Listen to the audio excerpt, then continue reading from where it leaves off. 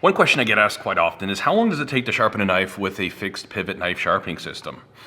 Now that will vary a little bit depending on the type of abrasives you're using, how long the stroke is of each individual machine, but what I thought I'd do today is go ahead and find out exactly how long it's going to take. This is the TSPROF K-03. I've had the sharpener for years. This is a Yuki Bunka, a Masakagi Yuki Bunka. It needs a little love. The kids, I think, haven't been looking after it.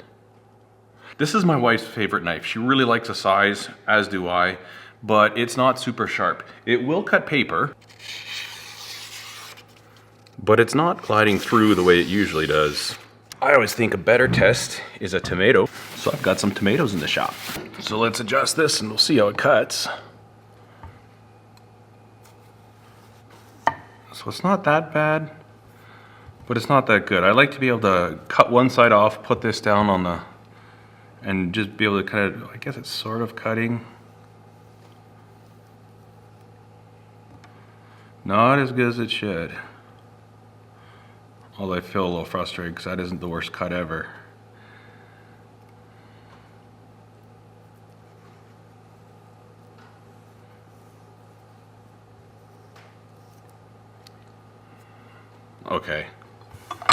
Okay, maybe that wasn't the worst cut ever, but this thing does cut better than that usually, so I'm going to just take some Scotch-Brite real quickly. We're going to take the rust off, and then we're going to sharpen it up, and I'm going to put a timer right here so we can see exactly how long it takes. Now, I'm not sure if we'll be able to get it paper towel sharp by the end of this, but let's see. Not really, it's more of a tear.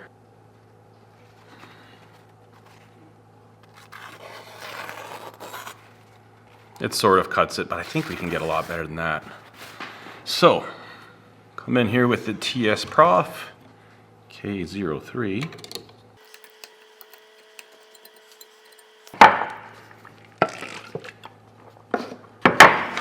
All right, let's see. Was this in the frame right here?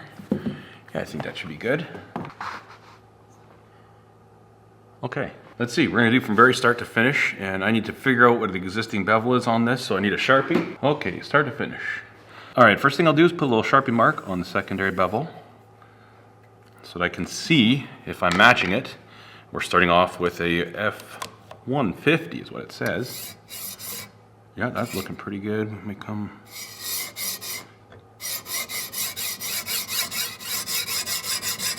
Now I may end up fast forwarding some of this footage because watching somebody sharpen a knife might get boring, but hopefully this thing will keep us all in check with exactly how long it takes. So if I fast forward, you'll see that go faster. Flip it over. Don't quite feel a burr yet, but I want to be going evenly on both sides. Ideally, I'd like to do the exact same amount of strokes on this side, feel no burr. Once I'm feeling a burr, I've done the same amount of strokes on the other side. And these are diamond stones I'm using. I wanted to do this live, but my internet is not good enough out in the shop here. The house is fast enough. We've got Starlink at the house and it's super fast, but I have to use this bridge that shoots the beam from the garage to the shop, and keeps telling me I don't have enough to do live streams. I'm hoping to rectify that situation because I'd like to get into doing some live streams, but we'll see. Okay, I've got a good burr there now. I can feel that. So we're ready for the next grit. One thing I like to do between each grit is give a little wipe down. Oh, you can really hear that burr. Just, I don't know. I don't know why, I just like to clean it between each stone. Okay. Now what I'm using is the light, and I'm just seeing the scratch pattern get finer, and once I see all the coarser scratches disappear, I know it's time to switch. Actually, I might.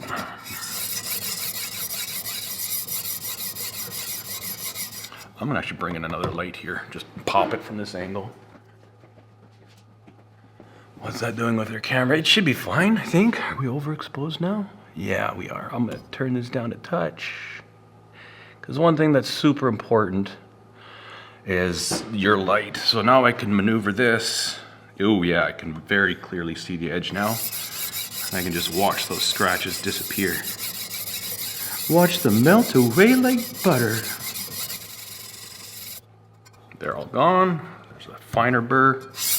Now we remove the scratches from this side. Hopefully the camera batteries last. Now that we've peeled the burr on that side, all the scratches are gone. We'll flip it over. Switch stones.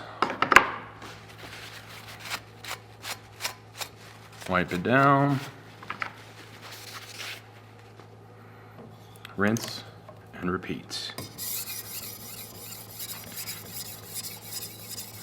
And usually as you're doing this, every finer progression you get to, you need to spend less and less time on. Oh man, that's so good.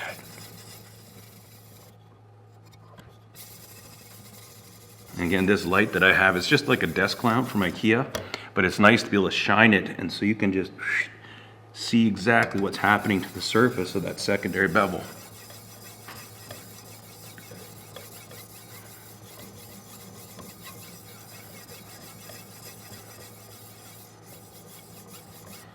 Cooking now.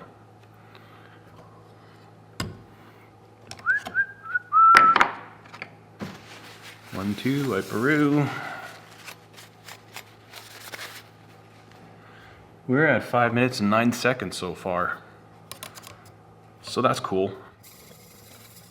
I find sharpening knives to be very, I love doing it. It's just, what is cathartic the right word? I just feel it's like, it's very relaxing, just, and it's so satisfying, you know? Obviously this knife wasn't super dull, but it's gonna be significantly sharper when we're done. It's funny because where it's at before we started sharpening, this is where my wife brings it to me and says, this knife is dull. So it obviously goes from being better than that to what some might still consider quite sharp, but my wife, she likes sharp knives, and so do I. It's amazing, you know, when you're cooking. I'm starting to get into a lot more cooking. I really enjoy cooking, but when you've got a razor of a blade, it is a completely different world than dull knives. When we first got married, we thought, hey, we're gonna be responsible adults. And the adulting thing to do seemed to be to buy yourself a set of kitchen knives. We just bought our first house, and so we went to Williams-Sonoma and bought a set of Wusthoffs.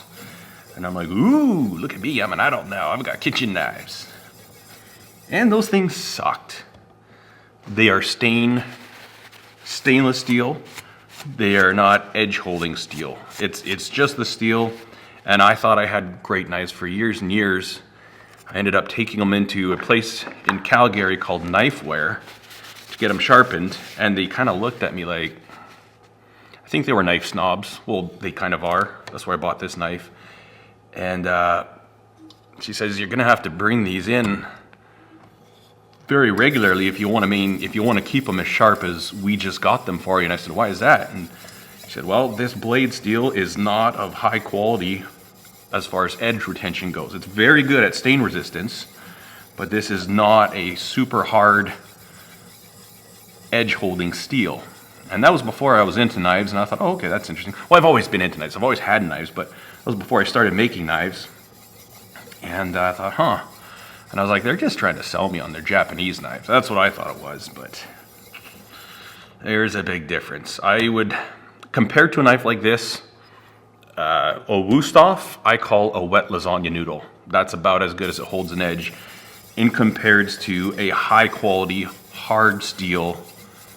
It's night and day. You can't even call them the same things, you know? And for the price, like Wusthoffs aren't cheap. And this will be our final stone. So, whoops. Uh-oh. I didn't see where that hit, but I'm gonna pretend like it didn't happen.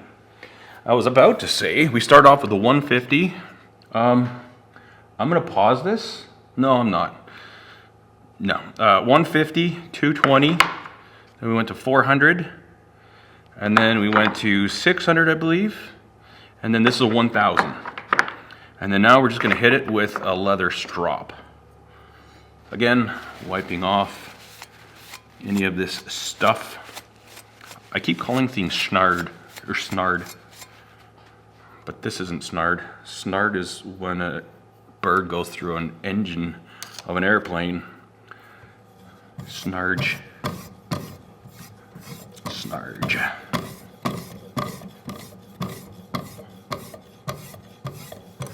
Ooh-wee, that's a nice looking belt right there. 1, 2, flipperoo. And it's amazing, you can see the light just bringing the polish to that bevel.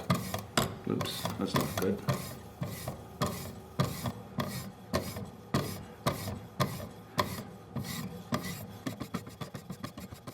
Okay, I'm gonna call that done. So that's 9 minutes and 54 seconds. Obviously a little time in there wasted for other things, but that's sharp. Let's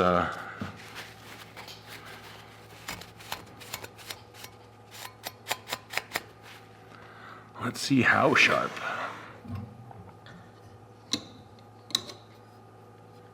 Okay, this one I'm not sure if we're there. I'm not sure if we got it. Well, that is definitely cutting better than it was. Little tearing, but that's pretty good. Obviously, it's gonna cut the paper better. You can hear the difference between the before and after. This is before, but it's not gliding through the way it usually does. And that's after. You can feel the difference, but let's get some fruit. A tomato. Let's see what the difference is with the tomato. Let me bring it in here.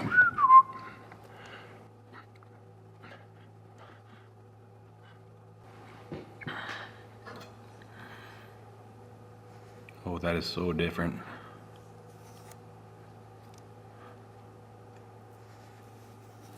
That definitely goes through better.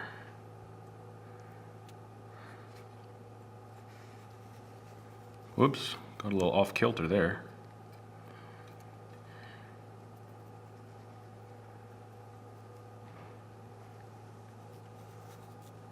Oh, yes.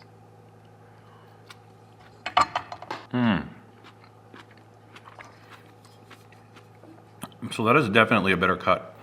You know, it's really a feel thing that's hard to convey in a video, but it's definitely sharper than it was. This is definitely a good sharp knife that I can use in the kitchen. And same thing, like these tomatoes are delicious. It's hard for me to convey just how good they are in a video. I'm gonna eat this whole tomato actually. I think that would be the right thing to do. You know, I will tell you this. There are faster ways to sharpen knives, and many of them are powered. But this one's nice because it's quiet. I find this fairly safe. I've actually never cut myself on this knife sharpener. I have cut myself on other sharpeners, but we won't badmouth them for right now.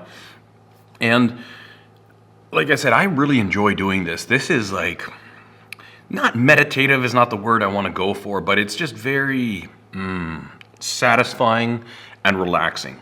And so anytime my wife lets me know, hey, this knife isn't cutting like it should, I'm always more than happy to come out here, touch it up real quick, and it took about 10 minutes. So there you go. Thanks for watching, guys. If you have any questions, comments, leave them down in the description below. Do my best to answer them. Also, I've opened up channel memberships, so there's that, and then there's some merch too. But I hope you have a fantastic day. Thank you so much for watching. Cheers. Looks like some tomato.